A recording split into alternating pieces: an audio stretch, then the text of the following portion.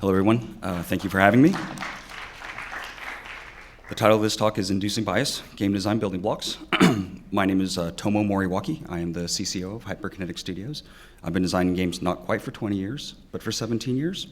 And I've worked on a wide variety of games. And it's been a privilege to have such an experience and also illuminating. I also like taking icky pictures of my face. So the agenda for this talk is starting off with a general point of view on what game design is and leading to something more specific, something I call decision events, how that idea can help debug unanticipated user behavior, and then a personal story on how designing games made me a more open-minded and tolerant person.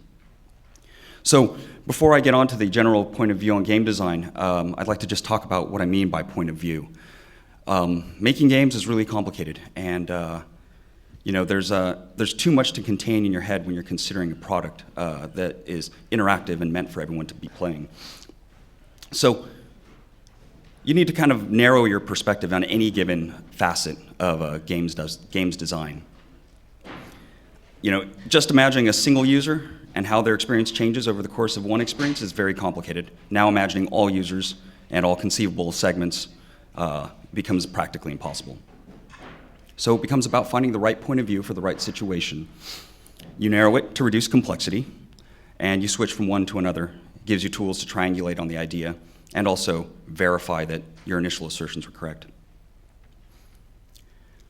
And in particular, coming up with ideas themselves and looking for the errors within them are often fundamentally different points of view. The one doesn't actually work for the other. So on to the general view of game design. Here is a very straightforward description.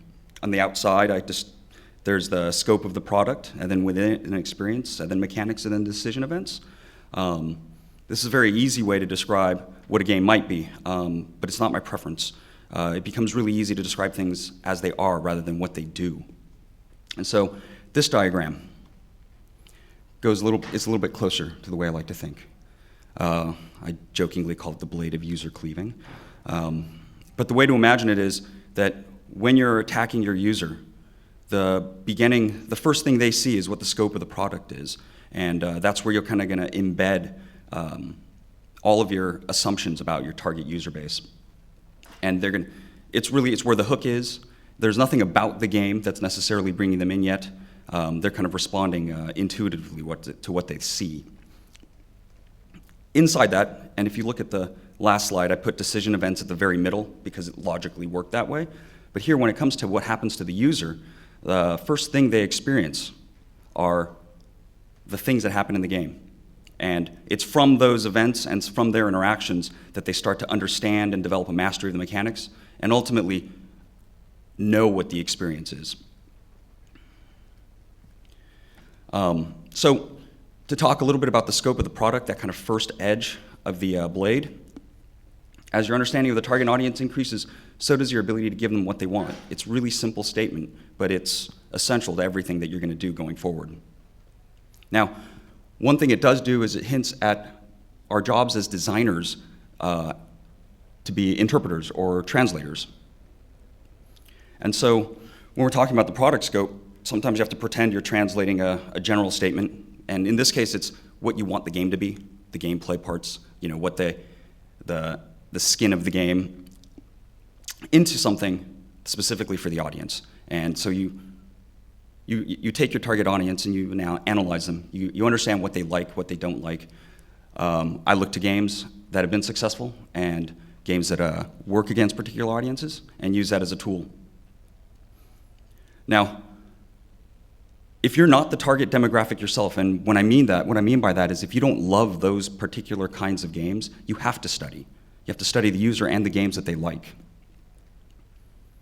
And so I'm going to move on to the detailed description, the decision event. What we have here is a loop that involves what the player sees and what he perceives as the context and what he thinks his choices are, what he actually chooses, and the consequences that result from it. Now, the important thing here is that this is very different than what you actually establish for the player to do.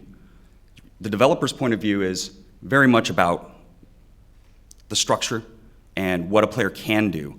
And we don't often or always consider what the player's thinking about when they're actually interfacing with what we create. And so, hence the language. Apparent choice is a really important one there, because you might think that it's obvious that a player has two choices and that making one choice will produce a particular result. When you watch a user in action, though, sometimes you'll find it's very different. And considering all of these 4 points together improves your chances of understanding what's really going on. And so the decision events, it's trying to understand, it's describing the atomic piece of game experience as the 4 pieces rather than any of the individual pieces. The decision or the consequence separately lose meaning, and without the other pieces can become very difficult to analyze. So things are working smoothly when the situation is clearly understandable to the user, and the user has a good guess of what will happen whenever he makes a choice, whenever he decides to jump over a gap or plant a farm. But the actual consequences need to be surprising, because a game's fun is about discovery. So more talk about the decision events. They can be a very tight loop. It's something that will repeat endlessly as the player plays and plays and plays. And what you're doing is you're kind of conditioning the player to succeed in the environment. It's important to describe it as succeeding in the environment, because you know it yourself. Like, you can't describe the rule set of a game that you've played briefly, but you do know how to win. And so the kind of unconscious understanding of the rules develops well before any conscious one. In fact, sometimes you never develop a conscious understanding of it. And so, this process starts to connect the circumstance to the consequence in terms of the user's position and how he learns and how that conditioning process works. Choice by choice, you're starting to bias them in favor of doing the right thing. In fact, all the stimulus you give a player, it's really only directed towards making them succeed. Go to the food, run from the fire, jump through coins. We've seen all that before. I'm going to take a moment to talk about positive and negative reinforcement in the logic of the decision events and trying to see what a player's perspective is. It can also give you some insight into how to use positive and negative reinforcement to the best possible effect.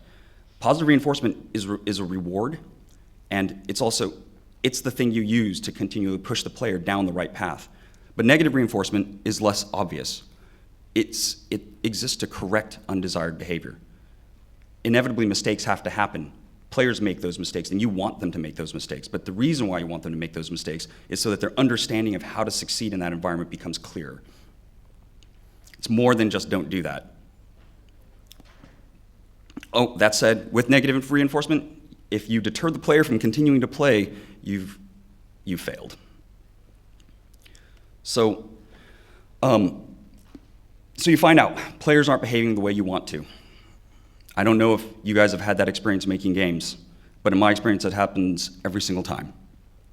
And so my current process is to try to analyze the game experience in terms of that loop with the circumstance, the perceived options, the choice, and the consequences, and read them for unintended messages or contradictions.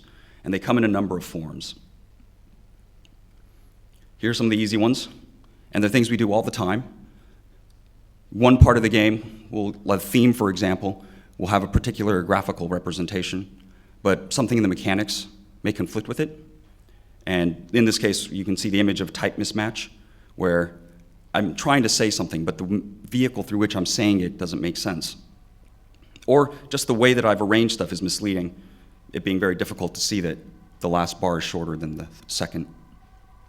And very often, especially games that have been around a long time, with regard to the live service aspect of things and lots of updates, there's just too much information. I don't know anything because all I see is noise. So I'm going to move on to some more specific examples, and one from my distant history.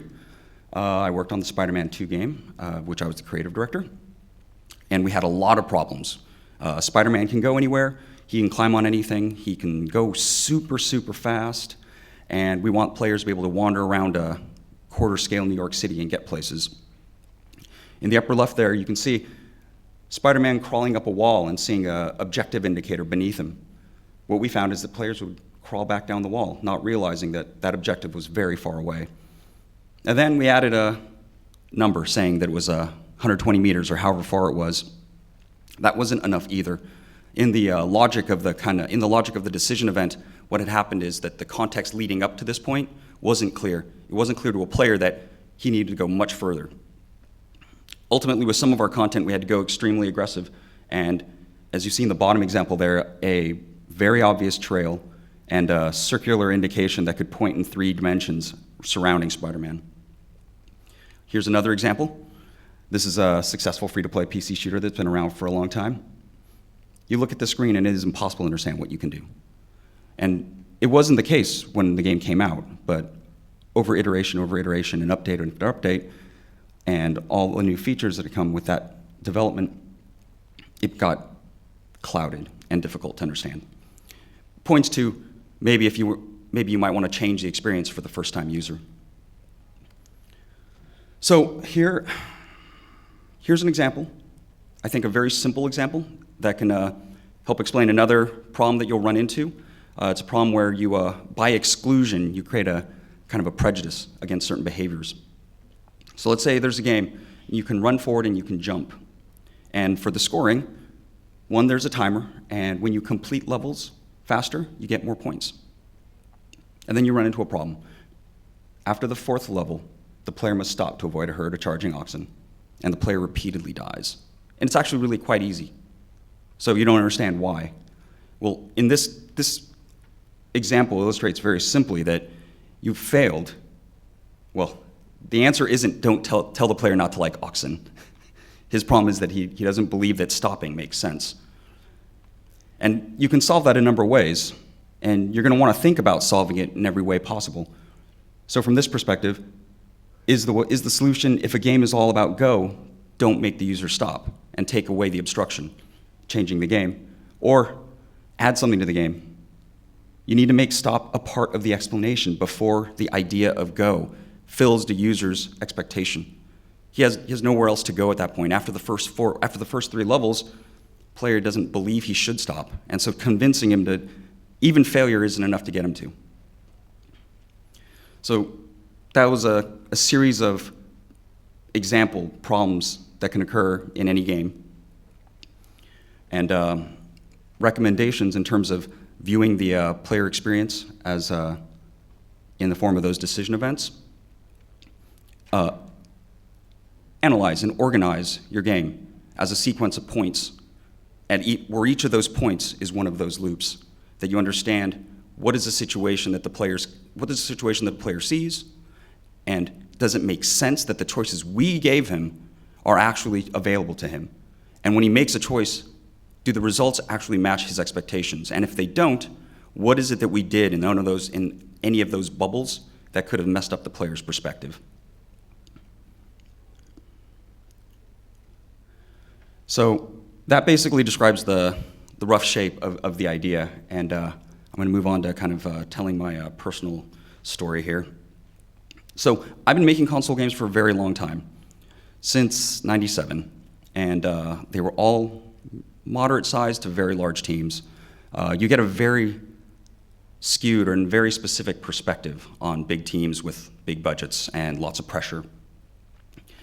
And I played a lot of games. I played pretty much only console games.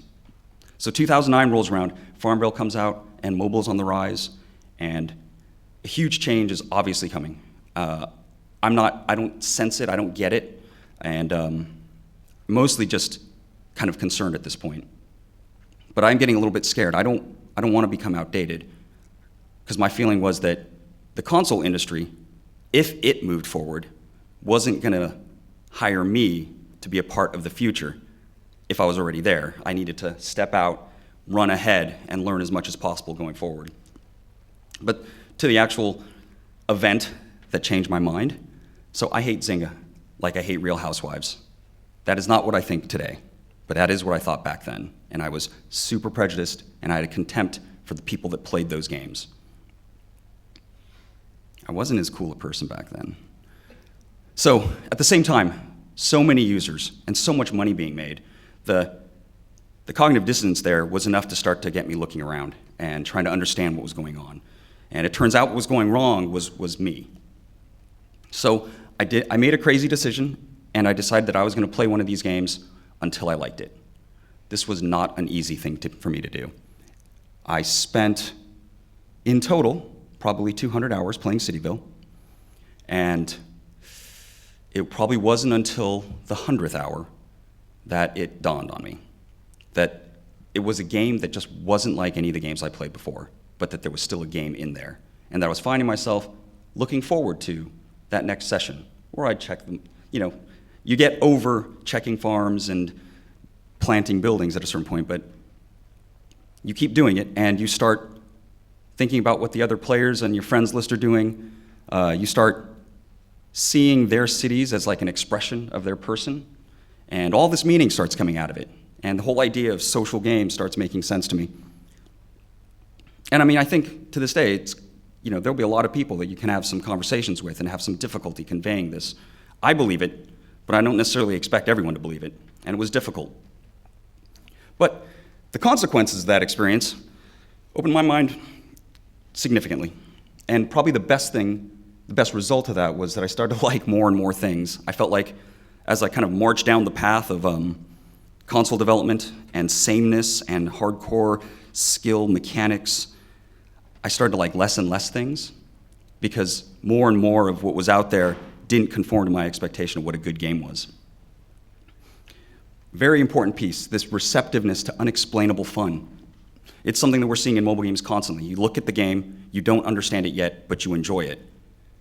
And probably back then, I would have enjoyed it, and then I would have resisted that enjoyment and dismissed it as something that wasn't relevant. Better able to draw analogies, and most importantly, probably among all those things, is realizing that half my job is understanding users. As an old console developer, I was making games for myself. And so fully 50% of what I was supposed to be doing was ignored, because I didn't have to do an analysis of the user base. I didn't have to think about what the user's thinking. I just assumed that they were thinking what I was thinking. And probably made a lot of mistakes actually on the job back then because of that narrow-mindedness. And so I will end with the last slide here with a little bit of morality. I discovered that my hatred came from my ignorance. And it was a device to allow me to no longer trust that ignorance. And that was a huge step. I mean, no longer trust the hatred. It allows you to compartmentalize that hate and throw it off to the side and start focusing on other things, like what does make it work. There's no value in understanding why you don't like it. The value lies in what is actually making the positive parts work. Because for the most part, if we're really happy about something, we forgive a lot of failures. And in order to be successful, you need to go down that path. And on another side note, the larger morality of it is I don't trust other people's hate either. And so through the process of imagining games from different perspectives and analyzing it at kind of a detailed level at this decision event, I'm hunting for insight and trying to understand my prejudice by backwards engineering that forward process of conditioning. Thank you.